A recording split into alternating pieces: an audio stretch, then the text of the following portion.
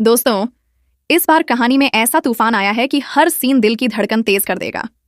जहां एक तरफ नाहर ने अपने पिता की इज्जत के लिए आवाज उठाई, वहीं दूसरी तरफ राजेश्वरी ने बदले की ऐसी आग जलाई है जो सब कुछ तबाह कर सकती है। सब कुछ उस पल से शुरू होता है जब नाहर के पिताजी से गलती से जूस गिर जाता है राजेश्वरी के पोते के जूतों पर। लेकिन छोटी सी गलती को वह अपनी बेइज्जती बना लेता है।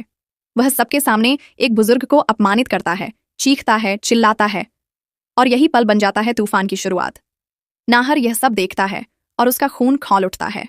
वह सीधे आगे बढ़ता है, कॉलर पकड़ता है और साफ कहता है, मेरे पिता से ऐसे बात करने की हिम्मत मत करना। माहौल इतना गर्म हो जाता है कि हाथापाई तक बात पहुंच जाती है। लेकिन इस बार नाहर पीछे हटने वालों में से नहीं है। एक फोन कॉल और पूरी कहानी पलट जाती है। पुलिस मौके पर आती है और पहली बार राजेश्वरी के घर का कोई सदस्य कानून के सामने झुकता है।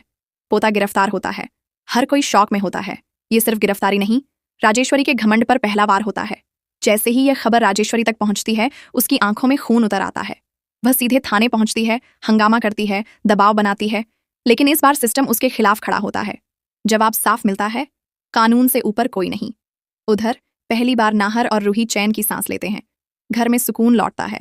लेकिन यह सुकून ज्यादा देर टिकने वाला नहीं था, क्योंकि असली खेल अभी बाकी था। राजेश्वरी चुप हो जाती है, लेकिन अंदर ही अंदर एक खतरनाक साजिश बुन रही होती है। वह सामने से वार नहीं करती, बल्कि पीछे से ऐसा जाल बिछाती है कि नाहर और उसका परिवार समझ भी नहीं पाता। और फिर एक दिन अचानक पुलिस फिर से दरवाजे पर खड़ी होती है। इस बार नाम लिया जाता है, रूही का। पूरे घर में सन्नाटा छा जाता है। आरोप, धोखाधड़ी, फर्जी साइन, कंपनी में घोटाला। ये सुनकर सबके होश उड़ जाते हैं। नाहर गुस्से में आ जाता है, लेकिन रूही शांत रहती है। उसे समझ आ चुका होता है, ये सीधा हमला नहीं, एक प्लान किया हुआ खेल है। थाने में जब जांच शुरू होती है तो सामने आते हैं फर्जी डॉक्यूमेंट। लेकिन कहानी में ट्विस्ट तब आता है जब नाहर का दोस्त, जो साइबर एक्सपर्ट है, उन सबूतों को खंगालता है। और बस एक छोटी सी गलती सब कुछ उजागर कर देती है। सारे नकली सिग्नेचर एक ही सिस्टम से बनाए गए होते हैं। यहीं से खुलता है सबसे बड़ा राज। इस साजिश के पीछे कोई और नहीं बल्कि निहारिका होती है।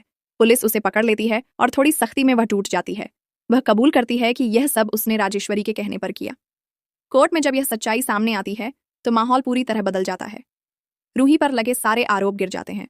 उसे बाइज्जत रिहा कर दिया जाता है। नाहर की आंखों में गर्व होता है और रूही की आंखों में जीत की चमक। लेकिन उधर राजेश्वरी पहली बार पूरी तरह टूटती नजर आती है। उसका रुतबा खत्म हो रहा होता है, लोग उससे दूरी बना रहे होते हैं और उसका हर प्लान फेल हो चुका होता है। लेकिन कहानी यहीं खत्म नहीं होती। राजेश्वरी चुप जरूर है, पर उसकी खामोशी में एक नया तूफान पल रहा है। उसकी आंखें अभी भी बदले की आग से जल रही हैं। वह हार मानने वालों में से नहीं है। और अब वह जो कदम उठाने वाली है, वह पहले से भी ज्यादा खतरनाक होगा। तो दोस्तों, तैयार हो जाइए, क्योंकि आने वाले एपिसोड में होगा सबसे बड़ा धमाका, जहां खेल होगा दिमाग का, साजिश का और बदले का।